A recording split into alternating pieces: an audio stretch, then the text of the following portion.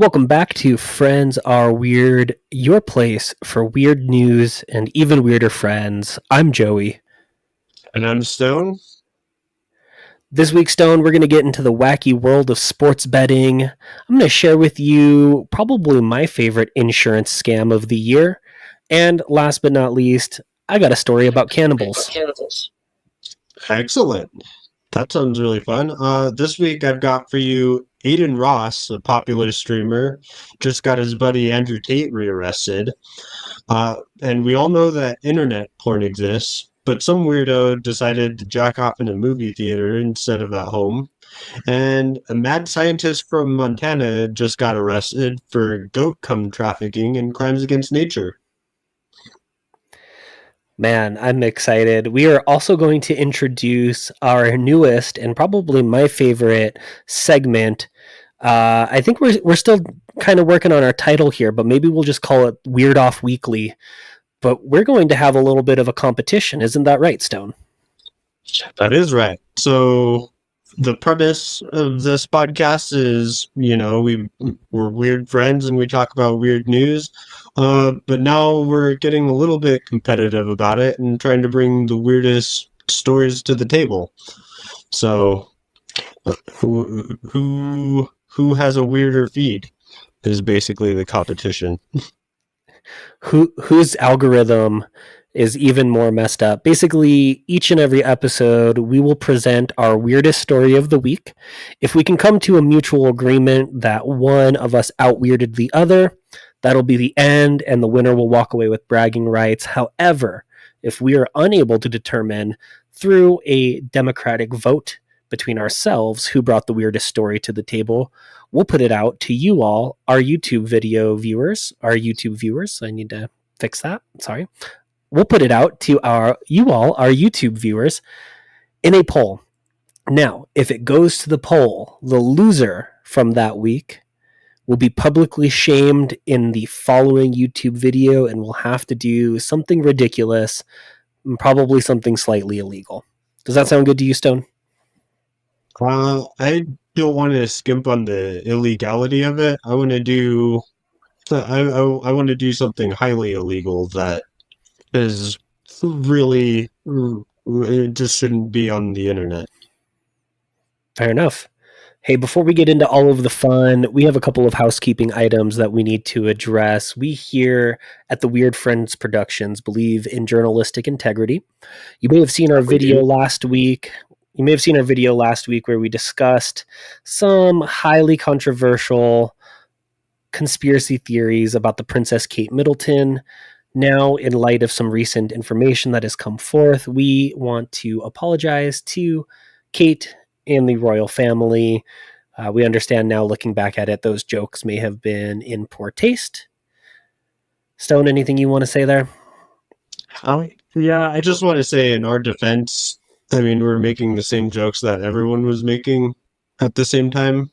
Because, I mean, it's kind of on them for hiding the fact. Not that it's anybody's business, but as royals, it kind of is, like, that is their only business, is putting out information about themselves.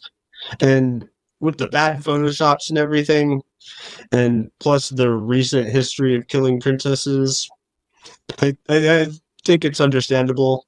But at the same time, just like I made fun of Lauren Boebert's son for stealing from a cancer patient, we're not here to make fun of them. Not for cancer, anyway. There's a lot of things you could make fun of the royal family for, and yeah, cancer is kind of in poor taste. So fair enough. Sorry, your Highness Almighty on high, our bad. Yeah, but best wishes to the royal family during this time. In better news, we would like to shout out a couple of fans. YouTube user Redonkulous left just a lovely comment on our previous video. Really meant a lot. Thank you for the love. And we would like to shout out Twitch streamer extraordinaire and personal friend of the podcast, Emily Michael, aka Bembly. Go watch her play some games. Share some laughs. I'll put a link for her Twitch in the description. She's a lot of fun and just a wonderful person. Thanks for all the love. We appreciate you. And also, Adam reached out last night, and he gave a lot of love for our last episode. Despite how terrible my audio was sounding, that was just a train wreck. If you guys, we got a lot of listeners on it, so thank you for sticking through it. I found it personally pretty unlistenable. Like, everyone doesn't like the sound of their voice, but my God, that was dog shit. So thank you for watching anyways. Thank you to all our friends and loved ones and fans we've never met before. Appreciate and love y'all. Hell yeah. Adam reached out? Adam Luffler? Sure did. He sure Wow. did. And he said despite it sounding terrible, he could still hear what I was trying to say, and that's what matters, and he loved it anyways. So thanks, Adam. You're the best, boo. Thanks, Adam. We appreciate you, buddy. All right, well, Stone, let's get into what we're all here for, and that's wacky and wild news. This one's a big one. The sports world, particularly the Major League Baseball Association world, has been shocked by what might be the greatest sports scandal in the history of sports. You're familiar with a one Shohei Otani, correct? I've heard the name, yeah. If you're not familiar, Shohei Otani is basically this generation's Babe Ruth and the highest paid MLB player in history. He just recently signed a 10-year, $700 million contract with the Los Angeles Dodgers to be their ace pitcher and their home run champion. Well, just recently, like I mentioned, the sports world was shocked when news of longtime interpreter and friend Pepe Mizuhara? Yeah, I don't want to mispronounce that, but you're a criminal, so what does it matter? Pepe Mizuhara had been fired by the Los Angeles Dodgers. The termination was only the last sharp turn in what ended up being a very zigzagging 48-hour journey that played out over 2 different continents as reporters in the sports world worked to answer questions about at least $4.5 million in wire transfers sent from Shohei Otani's bank account to a bookmaking operation and is now under federal investigation. Basically, to kind of sum this up, Pepe Mizuhara was Shohei Otani's lifelong best friend, professional interpreter, as Shohei is a Japanese-speaking individual. It's been recently uncovered that supposedly his friend and interpreter had been siphoning money from his bank account to cover losses in sports bets. Now, if you're familiar with sports, you'll know that gambling is highly frowned upon in any sort of professional sport. We look back to Pete Rose, who has basically been all but diminished from Major League history because of his sports betting scandals. 2 days after the account from Otani's handlers evolved from the superstars bailing out his friend's alleged theft, basically what happened is Shohei came out and said, hey, I don't know what happened with this money. It must have been him.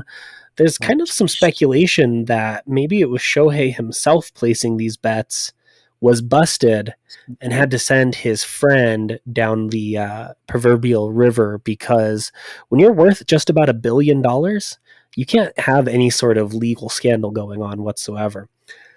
Multiple sources have told ESPN that as of right now, neither the California Bureau of Investigations or the FBI are working the case. However, the MLB has opened an official investigation into Otani, claiming that there may have been some criminal activities that have taken place. As of right now, the report is still pending. We're still waiting to find out more news. But it's pretty crazy to hear that the biggest superstar in sports history, our generation's Babe Ruth, may actually be a criminal. Wow, and you really don't want to fuck around with baseball? Because if you do anything like against the rules or anything improper, you gain an advantage over other teams unfairly or sabotage your own team potential. Like, because that's the big issue with gambling in sports, is that you could throw games that you bet against yourself. Uh, you really don't want to fuck around like that with baseball, because I've heard of like 200-year curses from that game for people just fucking up. I mean, there's goat curses, there's there's whole stadiums that are cursed, and Mhm. baseball players have to like swap cups because of curses. Otherwise, like their firstborn child is gonna pass away. Like you really don't want to fuck around with baseball curses, and you don't want to anger the witches that determine the rules, and it's just a bad thing all around. Hopefully, Mhm. hopefully it's just his piece of shit friend. Because what team did you say he's playing for? The Dodgers, right? So he's playing for the Dodgers now. However, things kind of get interesting when you look at the history of his interpreter. Otani originally played for the Los Angeles Angels of Anaheim, who have arguably the worst name in all of baseball. You're either from Anaheim or you're from Los Angeles. You don't get to be both. Whatever. Well, you do Anyway, if you get taxpayer dollars funding your stadium. right, your Then you could stadium's be in the LA, but you Anaheim make Angels of yeah, Anaheim. but you make the I know. So what's crazy is during that time, if you look at the Los Angeles Angels media docket, they say that his interpreter Mizahari graduated from UC. However, investigators have reached out to the University of California, and they have no such records of him ever attending school there. Of course. He's gone on record as saying that he had to basically make these bets because he was living paycheck to paycheck. The Angels reported that his salary was roughly $85,000 per year, which is definitely not not too shabby of a salary whatsoever. And the majority of his lifestyle was funded by his supposed brother and best friend, Shohei Otani. So really, there's just tons of holes in this story.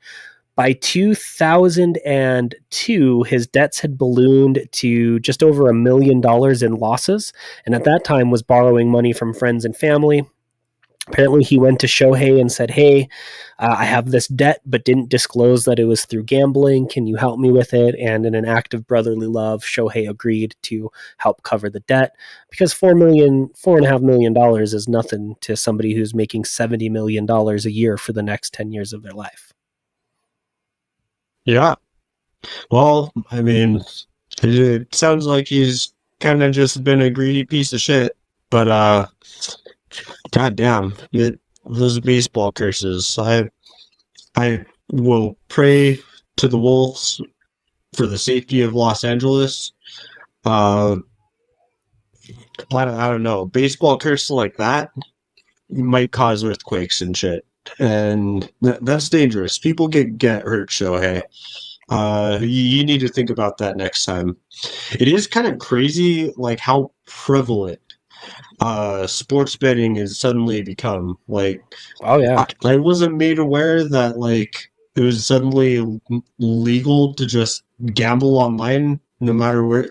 Like, I was always under the impression you have to do it in Vegas or like at a native reservation or like gamble in their casinos. But no, you can just do that at work now. And now all of a sudden every single podcast except for this one, of course, is sponsored by sports books, and there's like a ton of apps for it. It's pretty crazy. It's never been a vice of mine, really, gambling, but shit destroys lives. Like I've never understood how someone could just like bet their house on a single bet. But goddamn, you there? Oh, yeah, yeah. Sorry, your screen was just like frozen. I couldn't tell if you're still with me or not. I just got lost in, not to discredit anything that you're saying. You're 100% right. This podcast is not sponsored by Sports Kings yet. Sports gambling and gambling in general is a crazy thing. It's weird. I feel like it's really ironic to me because I'll watch a basketball game and they'll tell their players like, "Hey, if you gamble on sports, we're gonna fucking kill you." And then after the first quarter, you'll see 9 commercials for Sports Kings. Like, it feels very contradictory. But while you were talking, I was getting lost. I just noticed you have a mustache. What? What are you talking about? That mustache. Oh shit! I think I accidentally hit the cowboy filter. God damn it! Last week we had all those audio issues, and now I've got this filter that I kind of. I assure you, I'm not a cowboy. Um. Huh. So, God damn, that's so annoying. Huh. I'll try to Well, fix. Maybe we could fix it in post. But Interesting. And that's a pretty realistic Red Dead Redemption filter. I guess we'll just go ahead and we'll move on to the next story then. What do you have for me this week? okay. So Aiden Ross, have you heard of that dude? He's a right wing grifter troll type. Uh, Basically just a neo Nazi. He's like 22 years old and best good friends Mm-hmm. with Andrew Tate. So Tate, who's been in prison, well, he I guess bailed himself out of prison in Romania. He's awaiting sentencing uh for sex trafficking and a bunch of terrible, terrible crimes. Uh So his buddy Eden Ross, who I don't know if you knew this about him, he is literally a seat sniffer. Uh, there's this video I want to show you here in a bit, where Andrew Tate is sitting just in his bathrobe and like these weird little like MMA shorts under it, and this like Tate gets up, and this Aiden Ross guy looks around, gets up and goes and like huffs his chair where he was just sitting, like trying to smell his farts. Like I didn't believe it until I saw this video. But so they've done collaborations and whatnot in the past. And Tate had been sending him a bunch of messages, like trying to invite him out to Romania to do a bunch of recordings for a week, do a collaboration before he takes off to Saudi Arabia, Mm. supposedly to visit a doctor about this mass he has in his chest. Uh, but weirdly enough, there's not extradition laws between Saudi Arabia and Romania. So we sent him a bunch of emails saying, "Hey, yeah, come out and collab with me for a week or two before I escape to Saudi Arabia and never come back." And this Aiden Ross guy was just doing a live stream by himself, and he's reading these emails. And the UK authorities reached out to the Romanian government, and they're like, "Hey, you need to rearrest him. Like his friend just totally snitched on him." Like, and people are speculating, was it on purpose? Like, was this a nefarious plot? No, like this guy is just a total fucking idiot. And if you look at the way he sniffed Andrew Tate's seat. Well, let me show you this real quick. Like, you kind of have to see it to believe it, because I didn't until I did. Can you see that? I got you. Okay, so there's Tate on the left, and there's Aiden Ross on the right.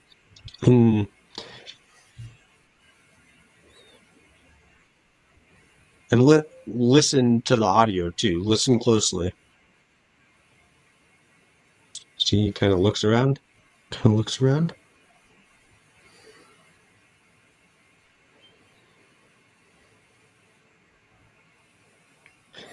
Can you hear?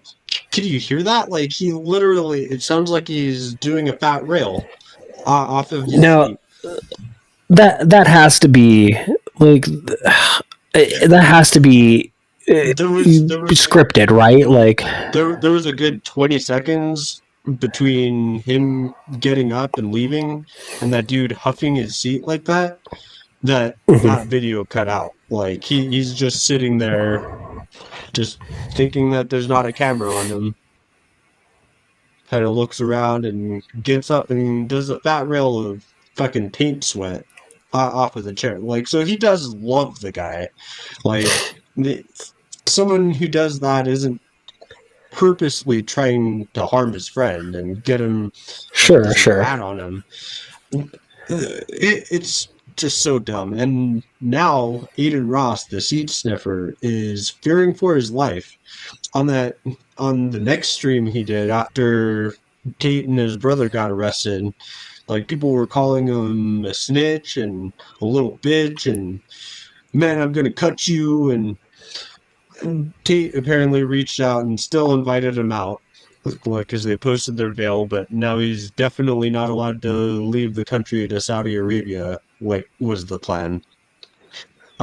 He still invited him out, and he was asking his chat for like an hour, like, should I even do it? Am I gonna die? And everyone's like, yeah, yeah, you're definitely gonna die, because that guy is in deep with the Romanian mafia. Yeah, you're definitely gonna die. And the only other response is people saying, I think you should do it. Yeah, you should definitely go You out should there. do it. So the next Andrew Tate, Aiden Ross video, their next collaboration is probably going to be a stuff film, but it will be a lot on Twitter because there's no rules there anymore. Goodness, I hate Andrew Tate so much. I think it's so hilarious that this alpha male surrounds himself with some of the arguably dumbest people in the entire world. I can't wait for the update on this story. I just can't wait for that man to spend the rest of his life in prison. Yeah, I I don't know. He's one of those powerful people that kind of like Trump, that people are saying he's going to face justice, and I kind of just have to. I'll believe it when I see it.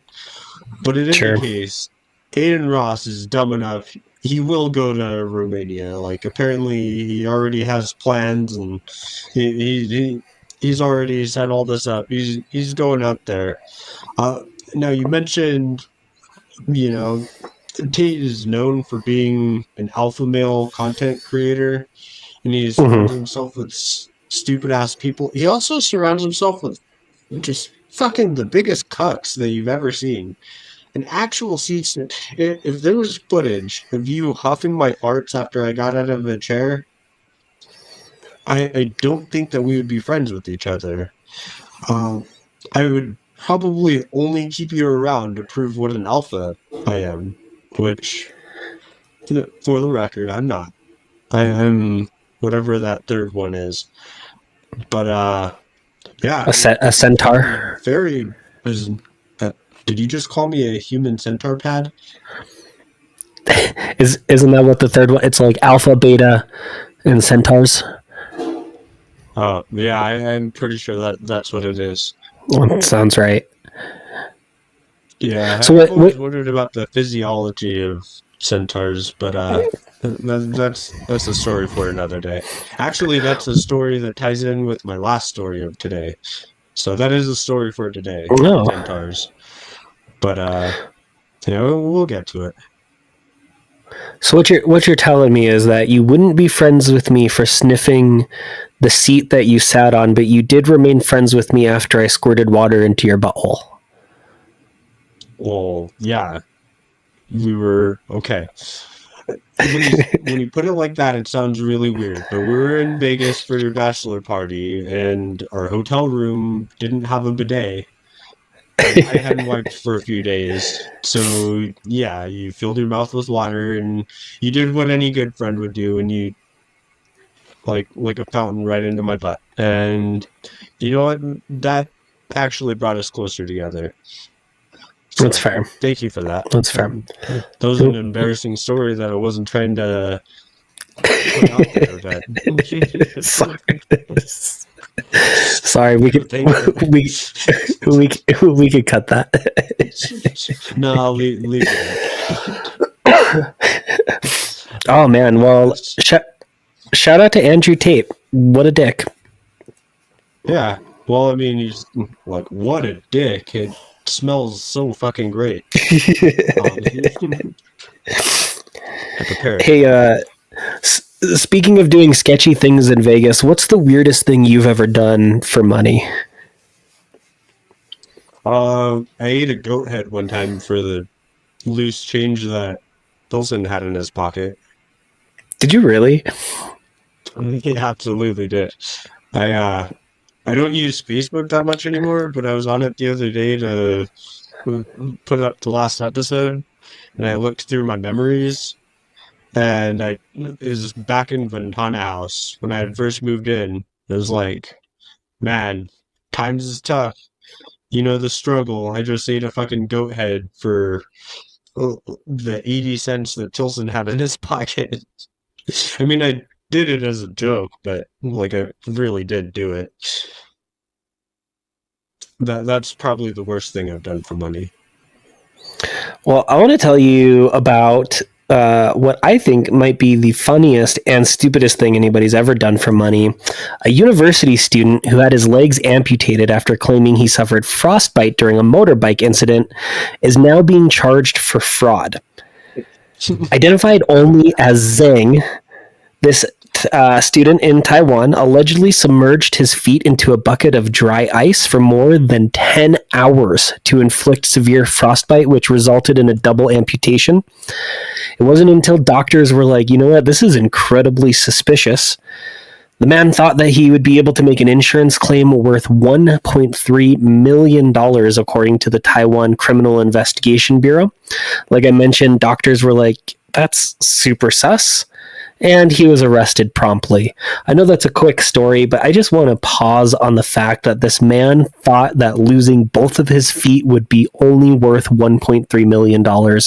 In this economy, that's nothing. You can't even retire off of $1 million when you're 70 years old, let alone live the rest of your life comfortably without feet as a college student. Like, what the hell? Yeah, I have heard of this story actually. You said you had a weird feet story, and it didn't even click that this was the one. My favorite part of that is this happened in Thailand, where it never gets below freezing. This guy lived there. Like, he should know that, like, oh yeah, if you crash a motorcycle, there's so many ways you could die here in Thailand if you crash a motorcycle and lay out on the side of the road overnight. Frostbite isn't one of them. Like, I had to have known what frostbite is because of the existence of the internet. Like, that's so silly. Like, I heard about that too, and the doctors were instantly like, so why does it stop right at the same place on both of your legs? Yeah. When you get frostbite, like, it happens in patches. Like, it'll be like your outer extremities and like a chunk here from this foot and a different chunk from that foot. Like, why is there just a line on your ankles of frostbite, solid, like, freezer burned fucking Krabby Patties to living flesh? Exactly in the same way on both of them. Like, plus you live in Thailand, dipshit. Well, just for it happened in Taiwan, but still, Taiwan. Your point still stands. I've never really played around with dry ice, but from what I've been told is if you touch it, it burns you. Like, yeah, it's not a fun thing to. Yeah, that's not an easy thing to just endure. And you said for what, like 24 hours he had his 10 hours for 10 hours straight. Yeah, that's still so painful. Like, that's such an awful thing to do. And I want to know where they landed on. Like, why was it $1.3 million? Like, did he had a conspirator, a co-conspirator who is currently unnamed? But that would be like me and you sitting down and saying, you know what, Stone, how much do you think one of your feet is worth? And you being like, I don't know, probably about a little over $500,000. And then me saying, well, let me tell you what I have planned for us, and going down to Walgreens and getting like 5 pounds of dry ice. yeah, like, for one, if you and I came up with that, you're definitely losing your feet. I need my feet. These are my walking feet. Like if one of us is gonna do it, it's gotta be you. Otherwise, I'm just not on board with the plan. And then, just to freeze it like that, like he could have chopped it off or something, and that would have been so much easier, so much less painful, and might have been believable because there's sharp things in. You said Taiwan is where it's at. Mhm. There's sharp things in Taiwan. There's not fucking freezing below freezing temperatures that you'll ever experience there, unless you climb like a mountain. Because that's such an awful story. It's a weird one. Shout out to it is a weird one. And I know before this episode, I was telling you that that was going to be my weirdest story of the week. And I found something weirder that I'm really looking forward to. Before we move on to your story, though, that mustache, are you sure that you don't have a mustache right now? Dude, I've been trying this whole time to turn off whatever filter this is. Like, you've seen my face lately. It's bearded. Like, I've got a big ass beard, not a mustache. Like, I don't even own a cowboy hat. Like, I don't know where this look. Where are even the filters on this fucking app that we're using to record? I'm still looking into it, but yeah, there's no mustache. Well, that's all right. I guess let's go ahead and move on to your story then. Okay.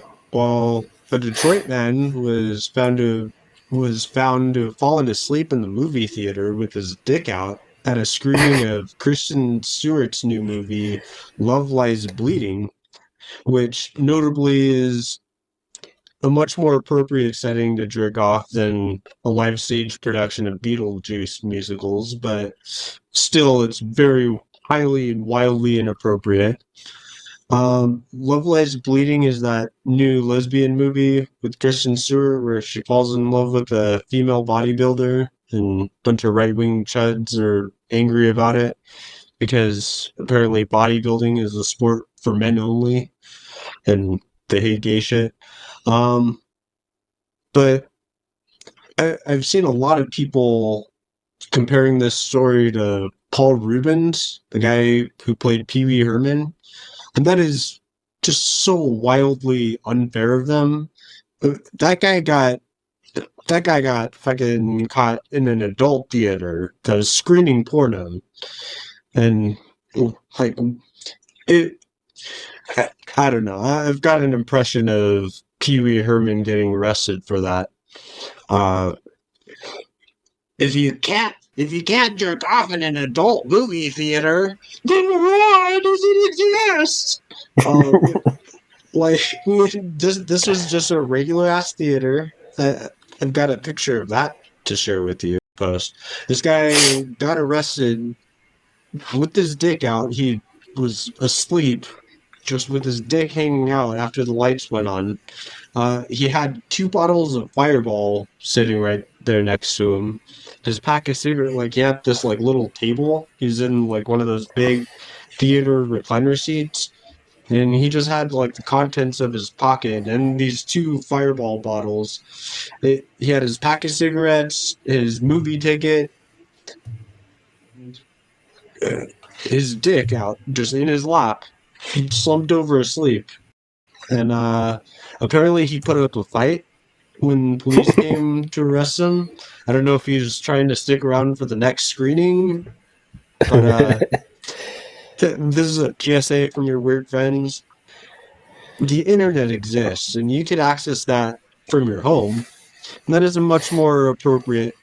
There's Look, if lesbians are your thing, there's so much content there on the internet of that particular subgenre of porn, and it's way more comfy. It's way more comfy to jerk Mhm. off in your house. So this is a PSA. Do that instead of at a theater. It's Look, gonna be I'm better than some like movie that isn't a porn. sure. Just some movie at a theater. And you Now, don't I'm have to not fight cops afterwards. I'm not saying I condone it. But I have seen every Twilight movie, and I understand. Yeah, Kristen Stewart is fucking gorgeous. But come on, like wait for the home release. At the very least. What a way to spend a Saturday, though. You get loaded up on Fireball, watch a movie, jerk off, and take a nap. Yeah, it was going so good until the end of the movie. But yeah, and dude got arrested and didn't even get to finish the movie. Although he did finish himself. Nice. All over his belly. Nice. Well, I want to talk to you about criminals. I want to talk to you about cannonballs. And I want to talk to you about cannibals, not cannonballs. Okay. And I want to talk to you about trains.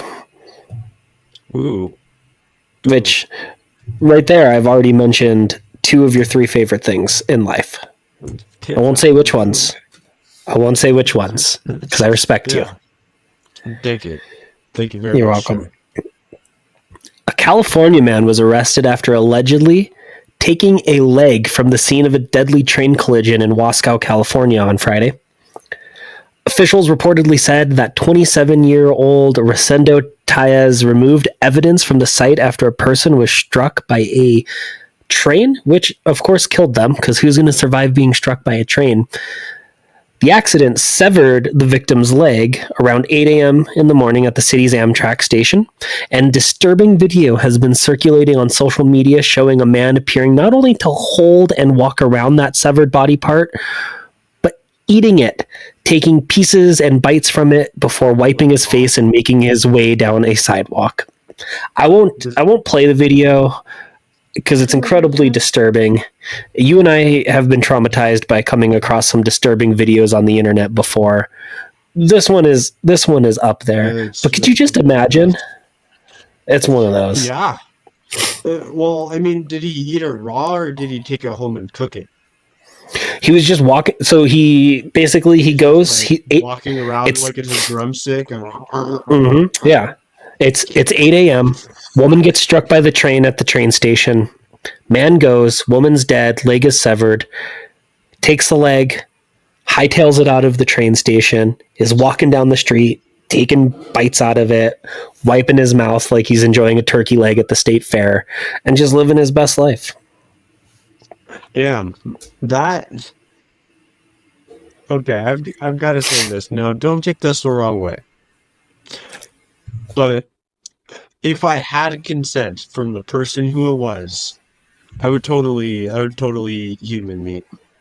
Like What? If I was in a Yellow Jacket situation and like one of my buddies was dying anyways and there's like no food or anything else around, I'd be like, hey, so you're about to die.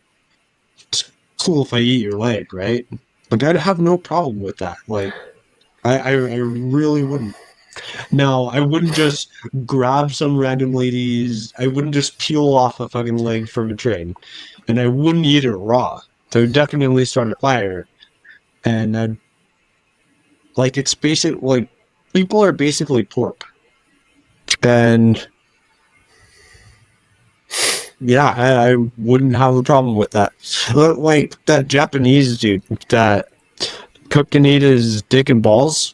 and serve for like the highest bidders. Like, okay, I wouldn't bid money on that, but if I was hungry and someone offered me like, do a slice of this Japanese guy's dick, and he's like a master chef and he cooked it up all good, okay, I'd take a bite of that dick. I just want you to know that. What do you want me to know? That's going to be the soundbite for this week's episode. I'd take a bite of that dick. Well, it's not the worst thing that happened so far this episode. I still can't figure out how to get this goddamn cowboy filter off.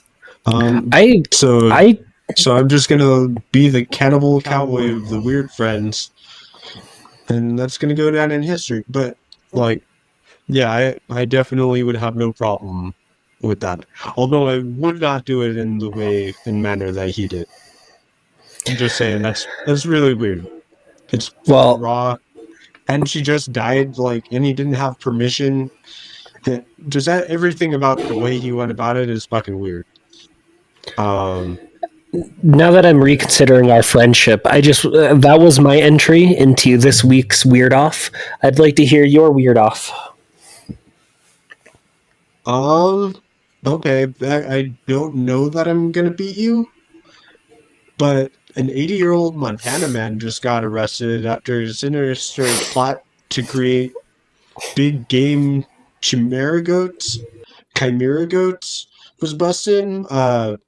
This guy named Arthur Schubarth pleaded guilty to 2 felony wildlife crimes after his goats or goat cum and parts were used in a lab to create a new animal that he just dubbed the Montana Mountain King.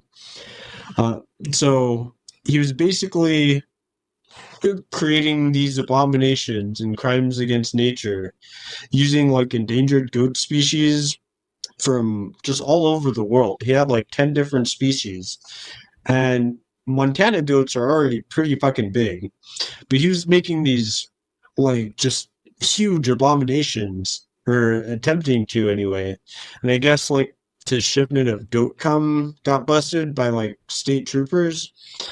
Uh, but yeah, it kind of reminds me of that Family Guy bit where they go to an alternate dimension where science is advanced by like 50 years and they have like that prize winning pig that's just all muscular and buff and comes up and he's like, uh, I, I haven't seen any pictures of a completed goat that he created, but yeah, imagine going to prison for something like that. Uh, you're just in with the worst that society has to offer. There's murderers and rapists and just terrible, terrible people, and you go there for creating a goat. Personally, that's another one. Like, I don't see anything wrong with what he did. It's weird, but Sure. it's Yeah. not like he was planning on releasing them into the wild and creating some kind of like ecosystem collapse by introducing a species that doesn't. Like, he was gonna put those on like big game hunting like refuges, like where psychopaths like Donald Trump Jr. can go to shoot it in the face. And honestly, goats are fucking cool, especially big goats. And I wouldn't want one of those to shoot and hunt, but I would like one as a pet to keep in my backyard. Now, I agree with you that that's not nearly as weird. Okay, but that's like comparing apples and oranges. Like, yeah, trying to make a crossbreed of goat isn't as weird as eating somebody's leg, but it's weird that you don't think eating somebody's leg is weird. That's what's weird. No, I do think that it's weird. I'm just saying that I'm not opposed to it, Like, especially in a survival situation. Especially in a survival situation. I would eat the fuck out of your leg, Joey. Um, Well, sure, in a survival situation, but the use of the word "especially" tells me that, and you even admitted it earlier, that if somebody presented you human meat, you would probably try it. I probably would. Yeah, especially if it was like It's offered to me by concerning. like some chef. Well, It's it's not like I'm concerning. going out there and eating people, Joey. You know, you know Not the yet. That's how it starts, Jeffrey Dahmer. the subjects of your first two stories should have probably got together. Like, instead of freezing his foot off, he could have just like amputated it using a train. It would have looked way more believable, and Oh, then that guy would have had a snack.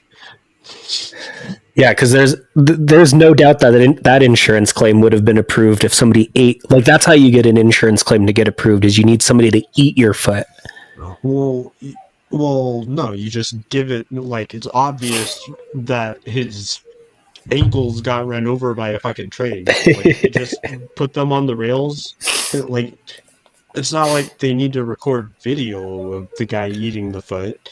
Just the guy gets a foot. You know, he wants to eat feet anyways. Let the man eat feel feet. like it's a Let the man eat win-win feet. situation. What? Well, Look, I absolutely agree though that is disgusting what he did. He's just going like I would think it's just as disgusting, just less morbid. If someone was going around eating like raw hamburger, just walking around like eating it out of a bag, just raw fucking any kind of meat. That's weird. That's like Liver King shit. And that's very antisocial.